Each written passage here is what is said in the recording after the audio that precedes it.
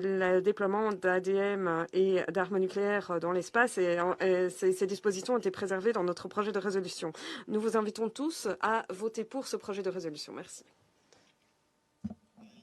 Je remercie le représentant de la Fédération de Russie de cette déclaration importante. Je donne à présent la parole aux États-Unis. Merci, Monsieur le Président. Chers collègues, nous sommes réunis aujourd'hui parce que la Russie essaye de détourner l'attention de la communauté internationale en raison de la mise au point d'un satellite porteur d'un engin nucléaire. Le 24 avril, la Russie a opposé son veto à une résolution appuyée par 14 membres du Conseil de sécurité qui a appelé les États membres à ne pas déployer des armes de destruction massive dans l'espace.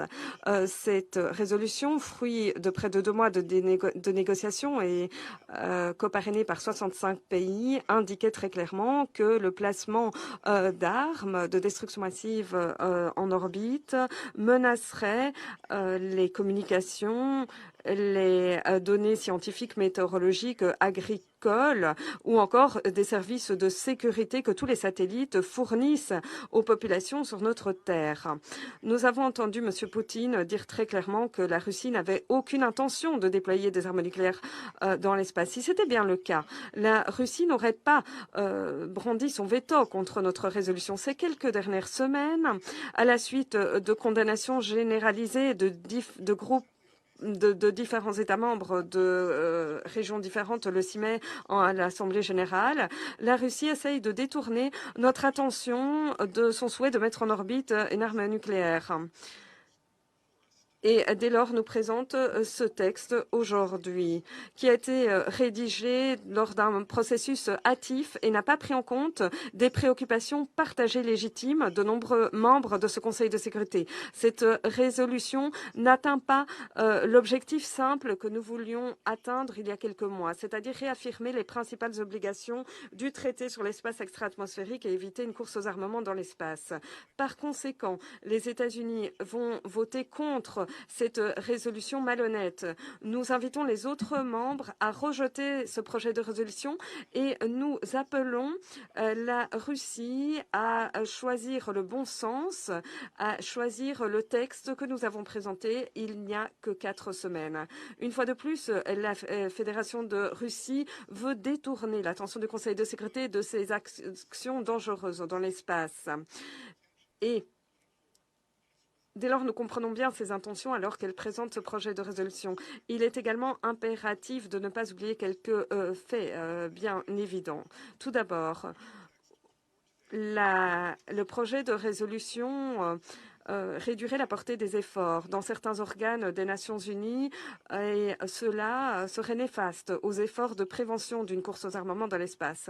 Deuxièmement, en essayant de présenter des dispositions sur d'autres points qui ne font pas l'objet de consensus, le texte de la Russie nous écarte également de la réaffirmation des obligations du traité sur l'espace extra-atmosphérique, notamment qu'aucune arme nucléaire ou qu'aucune ADM ne peut être placée en orbite.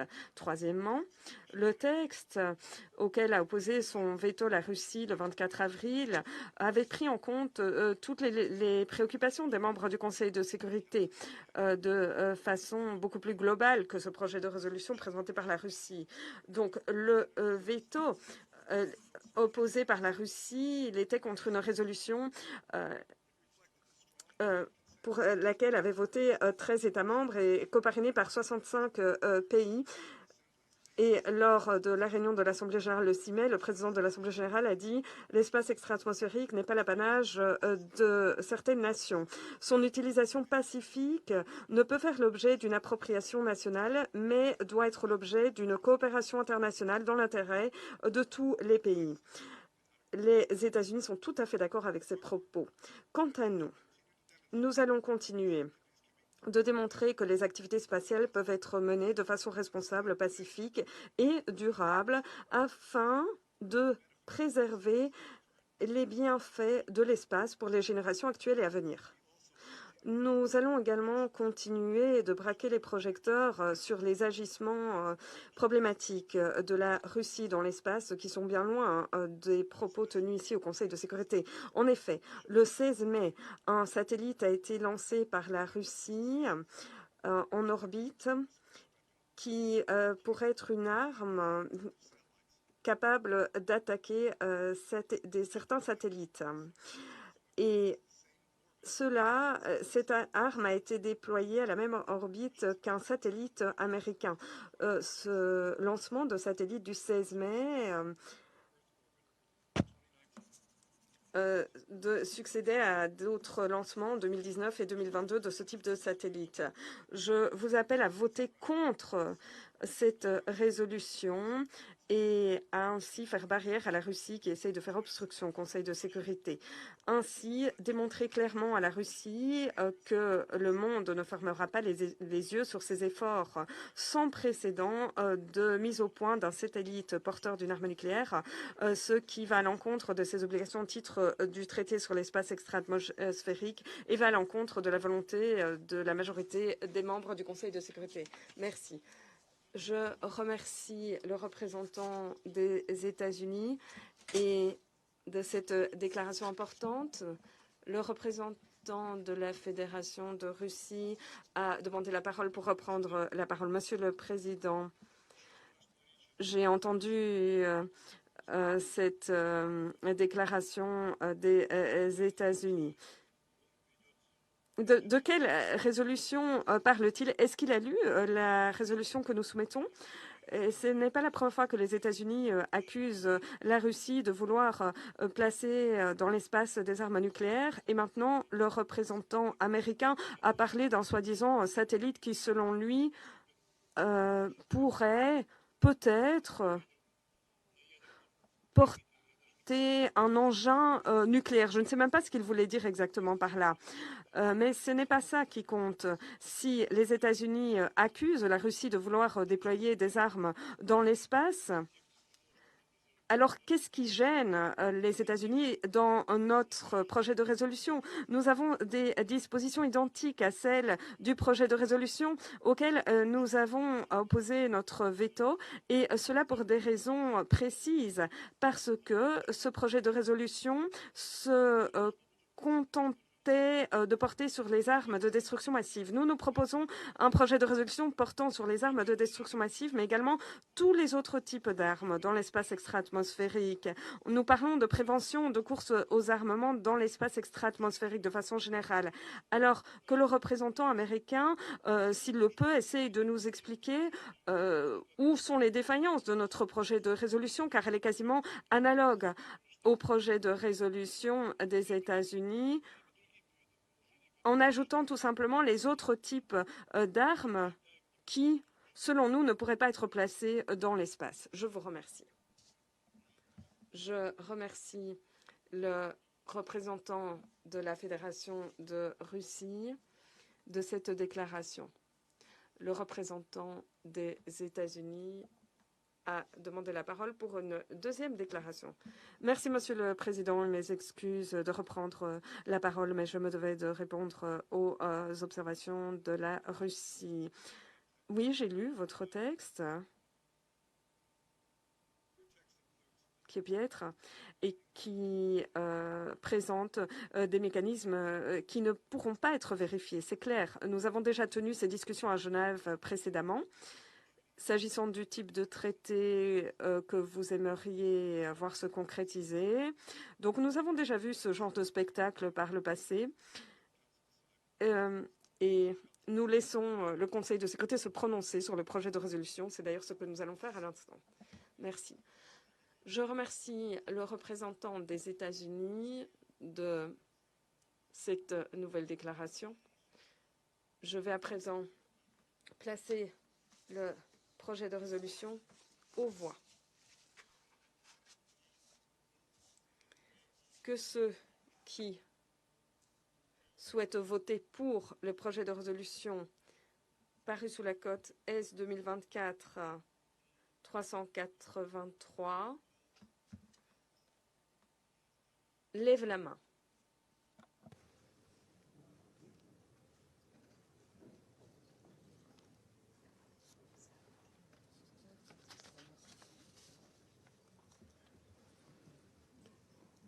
Those against?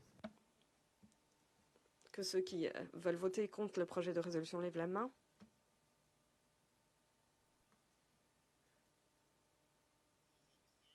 Y a-t-il des abstentions?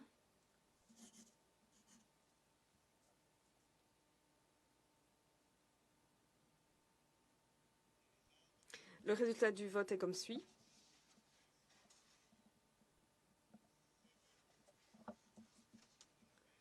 7 voix pour, 7 voix contre et une abstention.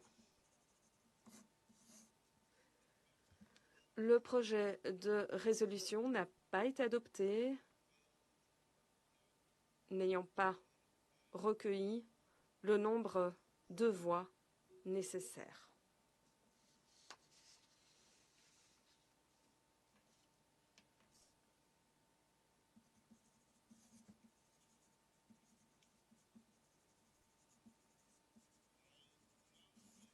Je donne à présent la parole aux membres du Conseil de sécurité souhaitant prononcer une déclaration après le vote. Le premier orateur est le représentant de l'Algérie. Je vous en prie. Mr. President. Monsieur le Président, l'Algérie a voté pour le projet de résolution car il s'inscrit dans le droit fil de notre position de longue date quant à l'utilisation pacifique de l'espace extra-atmosphérique et la prévention de l'armement de cet espace. Comme nous n'avons cessé de le répéter, nous sommes intimement convaincus que l'espace extra-atmosphérique constitue le patrimoine commun de l'humanité. Il doit pouvoir être exploré et utilisé pour le bien de toutes les nations, quel que soit leur degré de développement économique ou scientifique. Ce projet de résolution appelle à juste titre tous les États, en particulier sont ceux dotés de capacités spatiales importantes, à contribuer activement à l'objectif de l'utilisation pacifique et à prévenir une course aux armements dans l'espace. Nous réitérons la nécessité pour tous les États de se garder de toute mesure allant à l'encontre de cet objectif et des traités existants, dans l'intérêt du maintien de la paix et de la sécurité internationale. Le texte fait allusion à des documents fondamentaux, à l'instar du traité sur l'espace extra-atmosphérique, du TNP et de l'agenda Espace 2030, soulignant l'importance que revêt le droit international et le rôle crucial joué par la conférence du désarmement dans la négociation d'accords multilatéraux. L'accent est placé sur le respect scrupuleux du traité sur l'espace extra-atmosphérique et d'autres instruments juridiques pertinents, ce qui est primordial. Promouvoir l'universalité de ces traités est essentiel en vue de préserver l'espace extra-atmosphérique à des fins pacifiques. Le projet de résolution souligne à juste titre la nécessité pressante d'adopter de nouvelles mesures et notamment des instruments juridiquement contraignants destinés à prévenir une course aux armements dans l'espace extra-atmosphérique. Nous n'avons cessé de nous faire les chantres de l'importance d'entamer des négociations sur de tels instruments. En guise de conclusion, l'Algérie réitère son appui indéfectible à la prévention d'une course aux armements dans l'espace extra-atmosphérique et au maintien de l'espace à des fins pacifiques. Je vous remercie. Je remercie le représentant de l'Algérie de cette déclaration. Je donne à présent la parole à la République de Corée. Merci, Monsieur le Président. La République de Corée a voté contre le projet de résolution et ce pour deux raisons. Premièrement, le projet de résolution russe comportait des dispositions ne faisant pas consensus entre les membres du Conseil de sécurité, notamment un paragraphe du dispositif, le 8, qui était identique à l'amendement russe qui n'a pas été adopté lors de la réunion du 24 avril. Étant donné la nature à double usage de nombreux systèmes spatiaux, il est très difficile de définir ce qu'est une arme dans l'espace. Et la vérification, le respect sont également difficiles, même s'il y aurait un accord juridiquement contraignant. Cette ambiguïté pourrait ouvrir la porte à des dissensions juridiques ou encore au contournement d'obligations juridiques. C'est pour cette raison que la République de Corée, tout comme bien d'autres États, est d'avis qu'il importe d'élaborer des nouvelles règles, normes, principes, afin de lutter contre les menaces présentes et à venir dans l'espace. Le texte russe ne rend pas pleinement compte de cette façon de voir les choses. Deuxièmement, ce projet de résolution a été mis aux voix après des consultations insuffisantes. En dépit des demandes des membres du Conseil de sécurité en faveur d'un texte plus équilibré, la Fédération de Russie a à peine modifié son texte et l'a mis. Et dès que la procédure d'approbation tacite a été arrêtée, la Russie a maintenu son texte. La Russie n'avait donc pas l'intention de mener des négociations en toute bonne foi. C'est déplorable car la Russie a opposé son vote à un projet de résolution sur la même question qui avait recueilli 13 voix pour, y compris des 10 membres élus du Conseil de sécurité. Nous saisissons cette occasion pour souligner que le Conseil de sécurité doit prendre les devants face aux défis en matière de sécurité, en particulier dans les domaines spatiaux et cybernétiques. Lors de son mandat au Conseil de sécurité, la Fédération de Russie, ou plutôt la République de Corée, sera disposée à œuvrer aux côtés des autres membres du Conseil de sécurité afin de mieux maintenir la paix et la sécurité internationale dans notre monde en pleine mutation. Merci. Je remercie le représentant de la République de Corée de cette déclaration et je donne à présent la parole à Malte. President. Merci, Monsieur le Président. Nous avons voté contre ce projet de résolution qui ne tenait pas compte du point de vue de bon nombre de membres du Conseil. Nous avons voté contre en raison du fond, mais aussi et peut-être encore davantage en raison de la procédure et de l'observation de la procédure. Pour ce qui est du texte, il était certes basé en grande partie sur la résolution présentée par le Japon et les États-Unis, mais des éléments clés en avaient été ôtés, y compris la référence à l'applicabilité du droit international dans l'espace extra-atmosphérique. Cette référence était appuyée par de nombreux membres du Conseil. Nous regrettons la suppression de cet élément. En outre, le projet contenait 2 paragraphes du dispositif supplémentaire et non consensuels qui visaient à cliver le Conseil plutôt qu'à forger un consensus. D'ailleurs, nous avions voté contre l'un de ces 2 paragraphes du dispositif lorsque il avait été présenté comme amendement à la résolution présentée par le Japon et les États-Unis. Nous sommes déçus également de l'approche adoptée par la délégation rédactrice de ce projet. On ne peut que regretter qu'un membre permanent oppose d'abord un veto à une résolution sur un sujet en soulignant que le Conseil ne devrait pas discuter de l'espace extra-atmosphérique et ne devrait pas réaffirmer les obligations existantes, pour ensuite présenter son propre texte sur le même sujet. En outre, après une série seulement de consultations, le texte a été placé sous procédure d'approbation tacite, un texte qui ne tenait pas compte de presque l'intégralité des préoccupations exprimées par les autres membres. Ce n'est pas la façon de forger le consensus, ce n'est pas comme cela que l'on défend les intérêts de tous les États membres de l'ONU. Les initiatives de ce type ne font que discréditer le Conseil de sécurité. Comme nous l'avons fait auparavant, comme nous l'avons dit auparavant, nous avions une occasion à saisir pour adopter la première résolution au Conseil de sécurité sur l'espace extra-atmosphérique et réaffirmer les principes du traité sur l'espace extra-atmosphérique. Et nous avons laissé s'échapper cette chance avec le veto du mois dernier. Notre objectif commun doit être de veiller à ce que l'espace extra-atmosphérique reste un domaine pacifique au bénéfice de toute l'humanité. Les capacités spatiales continuent d'augmenter et nous pensons que le Conseil doit jouer un rôle pour contrer les menaces qui pèsent sur la paix et la sécurité internationale à cet égard.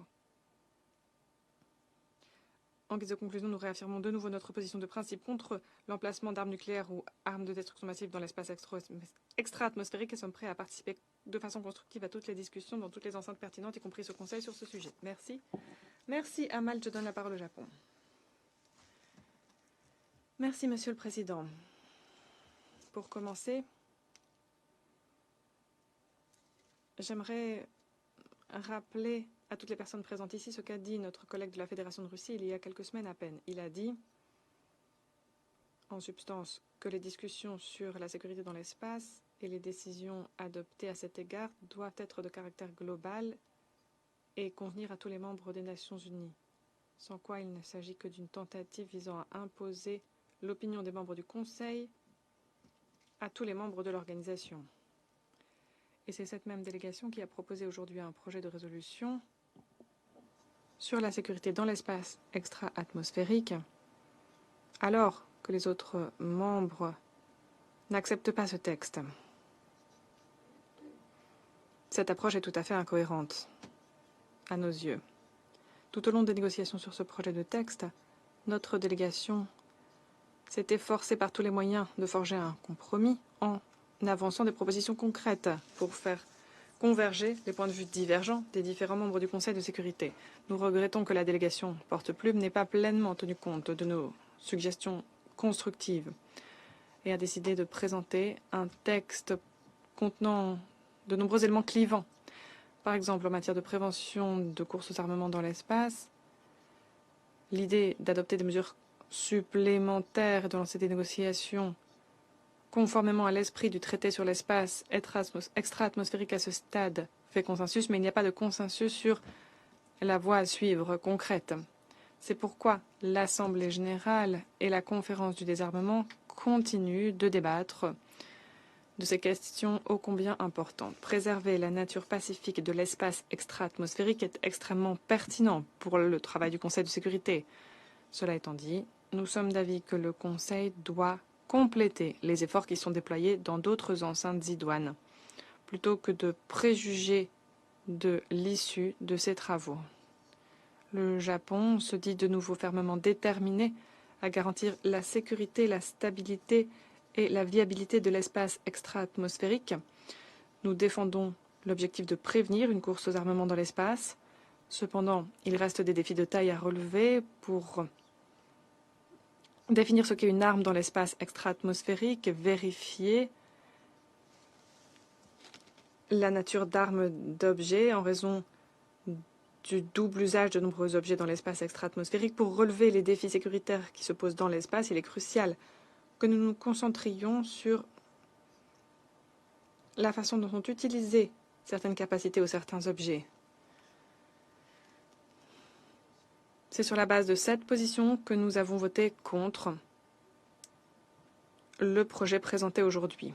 Avant de conclure, j'aimerais souligner un autre point. Au paragraphe 7 du dispositif, le projet de résolution appelle les États membres à ne pas élaborer d'armes nucléaires ou toute autre arme de destruction massive conçue spécifiquement pour être déployée dans l'espace extra-atmosphérique. Nous sommes heureux de constater que la délégation auteure de cette résolution est maintenant prête à s'engager de façon active en faveur de ce principe important. C'est ce que nous voulions faire avec les États-Unis dans le projet de résolution que nous avons présenté au Conseil le mois dernier. L'espace extra-atmosphérique ne doit jamais être l'arène d'une course aux armes nucléaires. Merci. Merci au Japon. Je donne maintenant la parole à la Suisse. Monsieur le Président, garantir l'utilisation pacifique, sûre et durable de l'espace extra-atmosphérique contribue à notre sécurité et à notre prospérité. C'est un intérêt commun de tous les États. Il incombe non seulement aux organes dédiés, mais aussi à ce Conseil de préserver l'espace pour les générations futures. La Suisse insiste sur le fait que les différentes approches de la sécurité spatiale sont complémentaires. Nous restons attachés à notre position selon laquelle il faut impérativement prévenir une course aux armements ainsi qu'un conflit armé dans l'espace extra-atmosphérique. Et à cette fin, le placement de tous les types d'armes, y compris les armes conventionnelles, devrait être interdit. Pour atteindre ces objectifs, nous pensons qu'il est nécessaire de développer des normes relatives au comportement responsable ainsi que des instruments juridiquement contraignants. Après la négociation de la résolution présentée par le Japon et les États-Unis, qui a malheureusement échoué face au veto, et en examinant le projet actuel de la Russie, nous pensons qu'il y aurait suffisamment de points communs pour parvenir à un consensus. Bien que nous soutenons plusieurs éléments du projet présenté, nous regrettons que l'esprit de flexibilité est un cadre de confiance et fait défaut et que nos suggestions visant à produire un texte qui nous unisse au lieu de nous diviser n'aient pas été prises en compte. Nous avons donc décidé de nous abstenir sur ce projet. Ce Conseil devrait pourtant agir dans un esprit de coopération et faire des enjeux tels que la sûreté dans l'espace un terrain d'entente commun, plutôt qu'une arène de confrontation où chacun tente de marquer des points. Nous regrettons que cela n'ait pas été le cas cette fois-ci et espérons que les prochaines occasions seront saisies pour rapprocher les positions et parvenir à des terrains d'entente. La Suisse souligne que la mise en œuvre des dispositions du traité de l'ONU sur l'espace est obligatoire pour tous les États partis et nous appelons une nouvelle fois tous les États qui ne l'ont pas encore fait à y adhérer sans délai. La Suisse reste convaincue qu'il est nécessaire et possible de s'accorder sur un produit au sein de ce Conseil, sur un sujet aussi important pour la sécurité internationale et la prospérité de chacun de nos pays. Nous appelons tous les membres à s'unir et à rechercher des solutions en mettant l'accent sur les points communs plutôt que sur les divergences, afin d'obtenir des résultats qui fassent progresser le désarmement plutôt que d'aggraver les divisions. Je vous remercie. I thank the representative. Je remercie le représentant de la Suisse et je donne maintenant la parole au Royaume-Uni. Merci, Monsieur le Président. Le Royaume-Uni est bien décidé à prévenir une course aux armements dans l'espace extra-atmosphérique. C'est pourquoi nous avions présenté l'année dernière une résolution à l'Assemblée générale pour établir des normes, règles et principes de comportement responsable afin d'atténuer les menaces sur l'espace. Ce texte a été adopté avec l'appui écrasant de 166 États membres. Et c'est la raison pour laquelle nous avons appuyé le projet de résolution présenté par les États-Unis et le Japon devant le Conseil. Ce texte visait à réaffirmer les obligations élémentaires du traité sur l'espace extra-atmosphérique et de prévenir tout placement d'armes de destruction massive en orbite. Le placement d'armes nucléaires dans l'espace pourrait détruire ou endommager de façon importante une part significative des satellites qui sont en orbite autour de la Terre, avec des conséquences très graves et qui pourraient même menacer la vie via les conséquences sur de nombreuses applications dépendantes de l'espace et sur lesquelles nous comptons tous. La contre-résolution présentée par la Fédération de Russie n'est pas crédible. Il s'agissait d'une tentative cynique de détourner l'attention des signalements selon lesquels Moscou développe un nouveau satellite qui pourrait être le vecteur d'une arme nucléaire. La résolution est fondée sur des libellés qui n'ont pas été adoptés il y a quelques semaines seulement au Conseil de sécurité. Alors pourquoi présenter ce texte aujourd'hui et le mettre aux voix? Il ne s'agit pas d'une tentative sérieuse de régler les problèmes pesant sur la sécurité dans l'espace. Et la Russie savait très bien que ces propositions n'étaient pas vérifiables, ne pouvaient être mises en œuvre de la part d'un pays qui fait fi de si nombreuses obligations relatives au contrôle des armements. On ne peut que s'alarmer. Je vous rappelle ce qu'a fait la Russie dernièrement. Elle s'est retirée du traité cieux ouvert, du traité sur la sécurité globale en Europe, a suspendu sa participation au traité New Start, a violé le traité sur les forces intermédiaires, la convention sur les armes chimiques. Et bien sûr, elle oppose ses vétos aux résolutions de ce Conseil sur l'Iran et la RPDC. Chers collègues, nous devons redoubler d'efforts pour éviter une course aux armements dans l'espace extra-atmosphérique et garantir notre sécurité collective. Pour cela, nous devons discuter sérieusement, de bonne foi, de l'architecture de maîtrise des armements. Nous sommes tous disposés à participer à ces échanges qui nous semblent urgents. Merci. Je remercie le représentant du Royaume-Uni de sa déclaration. Je donne la parole au Guyana. Monsieur le Président, nous avons voté pour le projet de résolution intitulé « La prévention d'une course aux armements dans l'espace et la sécurité dans l'espace extra-atmosphérique présenté par la Fédération de Russie. Nous avons appuyé ce projet de résolution car il est conforme à notre position et à la résolution 78/238 de l'Assemblée générale. Il est conforme aussi au contenu du projet de résolution présenté voilà moins d'un mois par les États-Unis et le Japon sur la prévention d'une course aux armements de l'espace extra-atmosphérique, texte qui malheureusement n'a pas été adopté en raison du veto de la Russie. Notre pays est attaché à l'utilisation équitable et pacifique de l'espace extra-atmosphérique. Nous reconnaissons donc l'importance de ce projet de résolution pour que l'espace soit libre de toute arme. La perspective de militarisation de ce domaine est une grave menace, pas seulement pour la sécurité internationale, mais aussi pour l'avenir de l'humanité et de son patrimoine commun dans l'espace. Nous pensons que le projet de texte qui n'a pas été adopté aurait pu contribuer à contrer cette grave menace. Nous le soulignons, l'espace extra-atmosphérique doit rester libre de toute arme, y compris les armes de destruction massive. Il est crucial de préserver ce bien public commun du fléau de la course aux armements qui ne pourrait qu'exacerber les menaces qui pèsent sur notre sécurité collective et entraver nos programmes de développement. Nous réitérons l'importance qu'il y a pour les États dotés de l'arme nucléaire de respecter leurs obligations internationales. Ils doivent s'engager à ne pas déployer d'armes nucléaires dans l'espace extra-atmosphérique. Nous répétons aussi notre détermination à étayer tous les efforts permettant de garantir le droit de tous les pays de bénéficier de façon équitable des utilisations pacifiques de l'espace extra-atmosphérique. Merci. Je remercie la représentante du Guyana pour sa déclaration et je donne maintenant la parole à l'Équateur. Merci, Monsieur le Président. L'Équateur est fermement engagé en faveur de la promotion de la paix et de la sécurité internationale. Nous estimons que réglementer les activités dans l'espace extra-atmosphérique représente l'un des éléments essentiels de l'architecture qui est nécessaire pour garantir la viabilité sur le long cours de l'espace extra-atmosphérique. C'est pourquoi, fidèles à nos principes, nous avons voté pour la proposition de résolution russe. Nous reconnaissons l'importance qu'il y a à préserver l'espace extra-atmosphérique qui doit être un environnement pacifique. Nous nous opposons à sa descente dans l'anarchie et plus encore à sa militarisation, ce qui inclut l'emplacement de tout type d'armes, notamment d'armes de destruction massive dans l'espace. On ne peut pas ignorer que le texte présenté au Conseil ce matin est basé sur le projet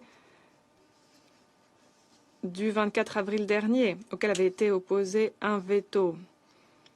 Le texte présenté aujourd'hui inclut le libellé de l'amendement qui n'avait pas reçu le nombre de voix nécessaires pour être adopté. Il était donc prévisible que le résultat soit analogue. Alors pourquoi placer le Conseil de sécurité devant un processus inutile dont le résultat est connu d'avance? On ne peut que se préoccuper de la polarisation et de la confrontation croissante au Conseil de sécurité lors de l'étude de thèmes qui reviennent au Conseil et qui relèvent de la responsabilité individuelle et collective de ses membres. Nous ne pouvons pas accepter que le Conseil soit politisé, utilisé comme une arène de plus où se jouent les tensions géopolitiques actuelles. En guise de conclusion, l'Équateur reste déterminé à agir conformément aux buts et principes de la Charte des Nations Unies sur la base du dialogue et de la coopération. Merci. Je remercie le représentant de l'Équateur pour cette déclaration et je donne maintenant la parole à la France. Je vous remercie, Monsieur le Président. La France a voté contre le projet de résolution présenté aujourd'hui. Nous déplorons la méthode d'obstruction qui a été employée par la Russie, qui ne cherchait manifestement qu'à diviser le Conseil et à renverser la responsabilité de l'échec de ce projet de texte sans sincèrement soutenir les objectifs. Le vote de la France aujourd'hui reflète notre refus de la méthode. Le 24 avril, la Russie opposait son veto au projet de résolution sur l'espace extra-atmosphérique qui a été préparé par les États-Unis et le Japon. Nous souhaitons saluer une nouvelle fois les efforts qui avaient été déployés par ces deux États au cours de discussions ouvertes pour parvenir à un compromis. Leur projet réaffirmait l'importance du traité de 1967 qui est le fondement du droit international spatial. Il soulignait le rôle d'instances spécialisées comme la conférence du désarmement pour continuer à développer le régime juridique applicable à l'espace. Après avoir bloqué seule l'adoption de ce texte, la Russie soumet au Conseil un projet alternatif dont 15 paragraphes sont issus directement de la proposition portée par les États-Unis et le Japon. Il est permis de s'étonner que la Russie ait opposé son veto à un texte dont elle s'est inspirée aussi largement pour son propre projet. La position de la France est claire. Nous soutenons les paragraphes qui rappellent le rôle du traité de 1967, mais la Russie cherche à imposer de nouvelles dispositions qui n'ont fait qu'éloigner le Conseil d'un accord. Ces ajouts visent à introduire des références à la proposition d'un traité sur la prévention du placement d'armes dans l'espace. Cette proposition ne recueille pas le consensus et elle fait l'objet de débats dans les enceintes de désarmement. La France nourrit des réserves à l'égard de cette proposition de traité qui se heurterait à l'écueil de la définition des termes et de la mise en place de mécanismes effectifs de vérification. Lors des négociations sur ce projet de résolution, nous avons appelé, comme de nombreux autres membres du Conseil, à ne pas préjuger des débats en cours dans les enceintes de désarmement. Dans un esprit de compromis, nous avions accepté que le projet ne mentionne pas la réduction des menaces spatiales par la définition de normes de comportement responsables, alors que 170 États avaient soutenu la résolution promouvant cette approche en première commission de l'Assemblée générale. La Russie, pour sa part, a persisté à vouloir introduire dans le texte sa proposition de traité, et elle savait qu'une majorité de membres du Conseil ne la soutenait pas. C'est ce refus de négociation, tout comme le veto qu'elle a utilisé il y a quelques semaines, qui permettent de douter de la crédibilité qui était celle de la Russie lorsqu'elle prétend unir la communauté internationale dans la négociation d'un accord sur la prévention d'une course aux armements dans l'espace. Monsieur le Président, il est dans l'intérêt de tous que l'espace extra-atmosphérique demeure sûr, stable et qu'il soit utilisé à des fins pacifiques. La France est attachée au respect du traité de 1967, du droit international, ainsi qu'à la prévention d'une course aux armements dans l'espace. Pour avancer vers cet objectif, elle est mobilisée dans les discussions des enceintes compétentes de désarmement, y compris sur la définition d'engagements politiques et d'instruments contraignants appropriés. Je vous remercie. Je remercie la représentante de la France de sa déclaration et je donne la parole à la Sierra Leone. Monsieur le Président, nous réaffirmons notre détermination à promouvoir la paix, la sécurité et la stabilité dans l'espace extra-atmosphérique et au-delà. Conformément à notre position de principe en la matière, nous avons voté le 24 avril 2024 pour le précédent projet de résolution présenté par le Japon et les États-Unis et coparrainé par 65 États membres. Projet qui n'avait pas été adopté en raison du vote contre d'un membre permanent. Nous avons aussi voté pour l'amendement proposé par la Fédération de Russie et la Chine, reconnaissant le besoin urgent d'adopter des mesures pour prévenir l'emplacement d'armes dans l'espace extra-atmosphérique. Nous avons voté pour le projet de résolution S-2024-383 pour insister de nouveau sur notre conviction fondamentale selon laquelle l'espace extra-atmosphérique doit être utilisé à des fins pacifiques et sur la nécessité de prévenir toute militarisation de l'espace. Nous observons que le projet de résolution présenté par la Fédération de Russie reprend en grande partie les éléments du projet présenté par les États-Unis et le Japon, qui n'avait pas été adopté. Nous entendons les préoccupations de certains membres du Conseil concernant l'absence de consensus sur certains éléments du projet. Cependant, l'urgence qu'il y a à prévenir toute militarisation de l'espace extra-atmosphérique appelle des mesures robustes et déterminées. Nous sommes fermement convaincus que l'adoption de toute résolution appelant à la prévention d'une course aux armements de l'espace extra-atmosphérique est un pas en avant fondamental pour atténuer les risques. En guise de conclusion, nous restons attachés à la quête de paix et de sécurité dans l'espace extra-atmosphérique. Notre vote pour ce projet de résolution est le symbole de notre détermination à préserver l'espace comme un sanctuaire consacré à des activités pacifiques à l'abri de toute menace, confrontations militaires et conflits qui font rage sur Terre. Un royaume où l'humanité peut s'unir en quête de connaissances et de progrès. Nous appelons tous les États membres à collaborer sincèrement à l'avenir lors des négociations à la conférence du désarmement pour développer un cadre juridiquement contraignant et accepté par tous qui préservera l'espace l'espace extra-atmosphérique comme un patrimoine pour une vie meilleure et un avenir plus radieux pour les générations présentes et à venir. Nous sommes tout prêts à continuer notre participation constructive à ces discussions vitales pour faire en sorte que l'espace reste un environnement sûr et pacifique pour les générations d'aujourd'hui et de demain. Merci. Merci à la délégation de la Sierra Leone pour cette déclaration. Je donne maintenant la parole à la Slovénie. Merci, Monsieur le Président.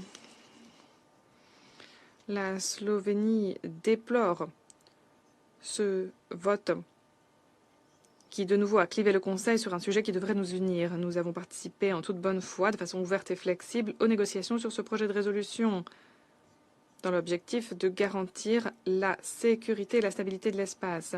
Nous avons proposé un certain nombre d'amendements. Cependant, nos préoccupations n'ont aucunement été prises en compte. Nous soulignons que le droit spatial international, avec en son cœur le traité sur l'espace extra-atmosphérique, représente la pierre angulaire de la gouvernance globale de l'espace extra-atmosphérique. On y trouve des dispositions centrales sur la prévention d'une course aux armements dans l'espace et l'interdiction de l'emplacement d'armes de destruction massive au-delà de l'atmosphère terrestre. Ces obligations doivent être réitérées et renforcées pour éviter toute interférence néfaste potentielle avec l'exploration pacifique et l'utilisation pacifique de l'espace extra-atmosphérique. Nous appuyons la majorité des éléments du texte présenté. Cependant, la proposition de la Fédération de Russie ne permet pas efficacement de relever la plupart des défis associés à la prévention d'une course aux armements dans l'espace. Et à nos yeux, ce texte aurait des implications ambiguës pour la sécurité dans l'espace extra-atmosphérique. C'est la raison pour laquelle nous avons voté contre. Cela étant dit, nous restons déterminés à contribuer à la prévention d'une course aux armements dans l'espace. Nous appuyons la consolidation des engagements qui existent en la matière à travers les normes, règles et principes de comportement responsable et des mesures juridiquement contraignantes. Nous disons de nouveau notre détermination à participer de façon constructive à tous les efforts qui visent à garantir l'utilisation pacifique de l'espace extra-atmosphérique pour le bénéfice des générations présentes et à venir.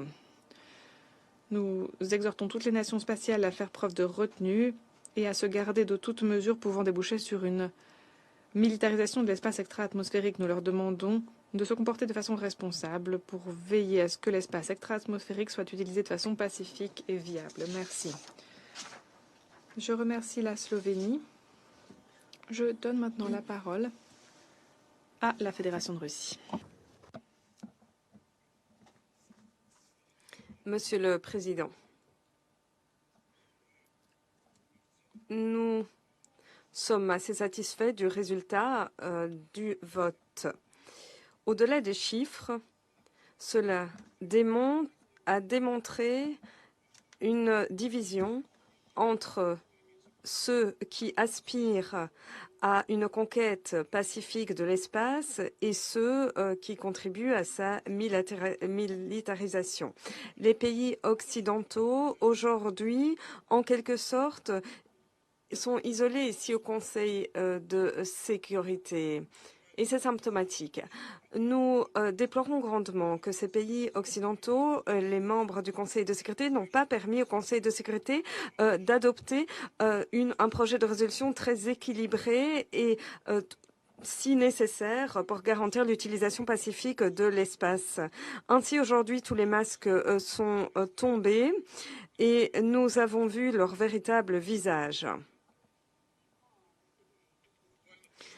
Le mois dernier, les États-Unis et leurs alliés, avec un grand cynisme, avaient dit haut et fort qu'ils étaient très engagés en faveur d'un espace extra-atmosphérique pacifique.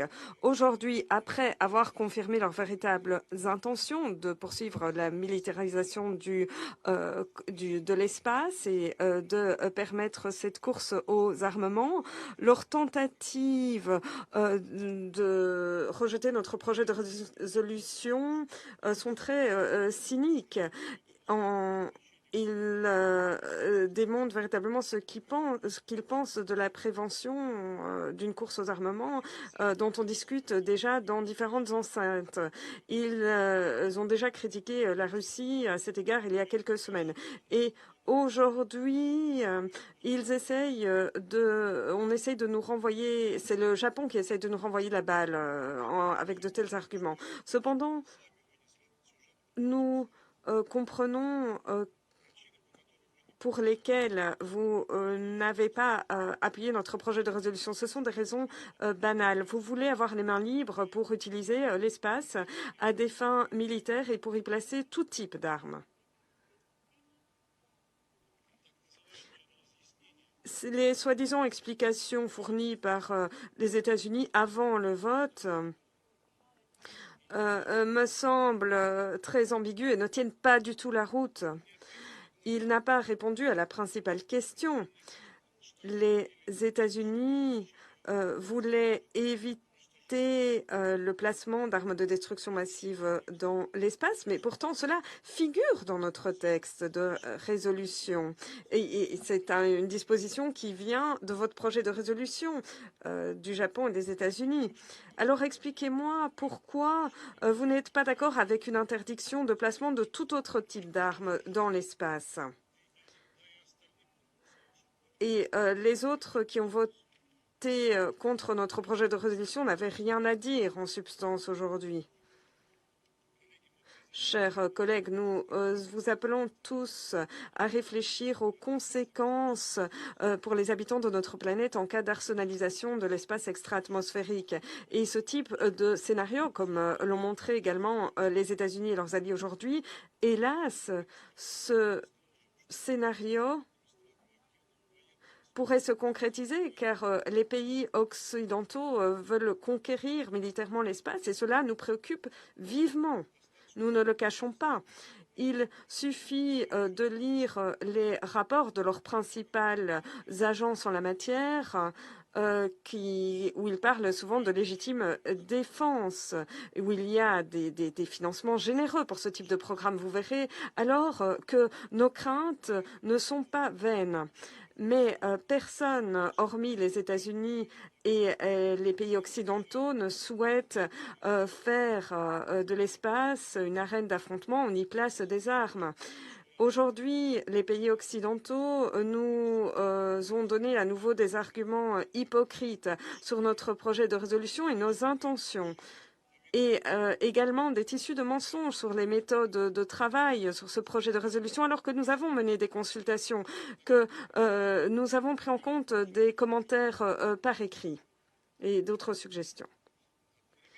Dans le même temps, le vote d'aujourd'hui est une défaite pour ceux qui essayent de lutter contre les affrontements sur notre planète. Il est évident que la situation actuelle devra être analysée minutieusement par les différents pays. Dès lors, nous resterons attachés à nos obligations dans l'espace extra-atmosphérique dans le plein respect du droit international. Et d'ailleurs, le représentant américain y a fait allusion. Eh bien, nous n'avons cessé de réaffirmer nos obligations en la matière. En dépit de l'attitude agressive des États-Unis et de leurs alliés, nous continuerons le travail en la matière. Nous consentirons tous les efforts nécessaires aux côtés des autres États membres afin que l'espace extra-atmosphérique demeure pacifique. Merci. Je remercie le représentant de la Fédération de Russie de cette déclaration et je donne à présent la parole à la Chine. Merci, Monsieur le Président. Monsieur le Président, l'espace extra-atmosphérique est un bien public commun qui a des incidences pour la paix et la sécurité et le bien-être de tous les êtres humains. Garantir le caractère pacifique de l'espace extra-atmosphérique et la quête universelle de toute la communauté internationale est une responsabilité partagée pour tous les États membres. Voilà 60 ans. On a commencé à explorer l'espace extra-atmosphérique et depuis lors, la communauté internationale a essayé d'améliorer sa gouvernance. Le traité sur l'espace extra-atmosphérique de 1960 2007, le premier traité sur cette question a établi des principes importants: utilisation pacifique, libre exploration, coopération internationale, tout en prohibant de façon catégorique le déploiement d'ADM dans l'espace, contribuant par là de façon importante au maintien de la paix, de la sécurité et de la durabilité de l'espace extra-atmosphérique. Avec les progrès enregistrés en matière de technologie spatiale, de nouvelles menaces, de nouveaux défis ont émergé dans l'espace extra-atmosphérique. Certains pays ont parlé de domaines propices à la guerre. Des systèmes d'armes offensifs ont été déployés dans l'espace extra-atmosphérique. Ces actes, bien que n'étant pas prohibés explicitement par le traité, violent clairement les principes de ce traité, son esprit, et vont contre l'objectif de la communauté internationale, à savoir préserver la sécurité dans l'espace extra-atmosphérique et promouvoir plutôt la cause de son utilisation pacifique. Étant donné ce contexte, l'Assemblée générale, tous les ans, et à la majorité écrasante, adopte une résolution qui appelle la conférence du désarmement à négocier et conclure un traité sur la maîtrise des armements dans l'espace extra-atmosphérique et à interdire explicitement l'emplacement d'armes, quelles qu'elles soient, dans l'espace, pour donner une garantie institutionnelle fondamentale pour le maintien de la sécurité dans l'espace. C'est la voix de la communauté internationale qui veut promouvoir la bonne gouvernance de l'espace extra-atmosphérique. La conférence du désarmement participe à des discussions poursuivent toujours des discussions approfondies sur cette question. La Chine estime que le Conseil de sécurité peut, conformément à son mandat, étudier la question de la sécurité dans l'espace extra-atmosphérique de façon appropriée. Mais ce faisant, il est important de se faire le reflet du consensus qui existe au sein de la communauté internationale dans toute la mesure du possible, avec l'objectif de promouvoir la confiance mutuelle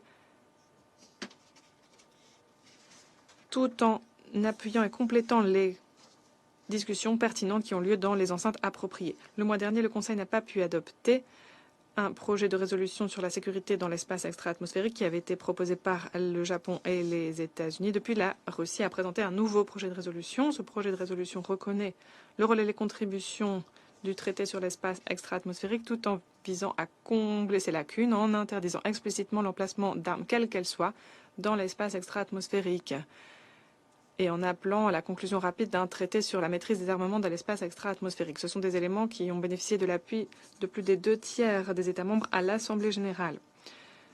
Par conséquent, il s'agit d'une reprise des préoccupations de la majorité des États membres de l'ONU, notamment les pays en développement. Nous avons appuyé et coparrainé le projet de résolution présenté par la Russie. Cependant, en raison de divergences, il n'a pas été possible d'adopter le texte et nous le regrettons profondément. Monsieur le Président, les résultats des votes sur ces deux projets de résolution nous montrent que les partis ont encore des points de vue différents sur cette question et interprètent les choses de façon différente. Il va falloir déployer des efforts de longue haleine pour parvenir à un consensus. En matière de gouvernance de l'espace extra-atmosphérique, il reste beaucoup à faire. La communauté internationale doit défendre le projet d'un espace où règne la sécurité commune, insister sur le dialogue et la compréhension pour que l'espace extra-atmosphérique soit la nouvelle frontière de la sécurité durable et du développement commun. La Chine est disposée à continuer d'œuvrer avec la communauté internationale pour déployer des efforts et apporter des contributions au maintien de la sécurité dans l'espace extra-atmosphérique et la promotion de son utilisation pacifique. Merci. Je remercie le représentant de la Chine pour sa déclaration. Il n'y a plus d'orateurs inscrits sur la liste. La séance est levée.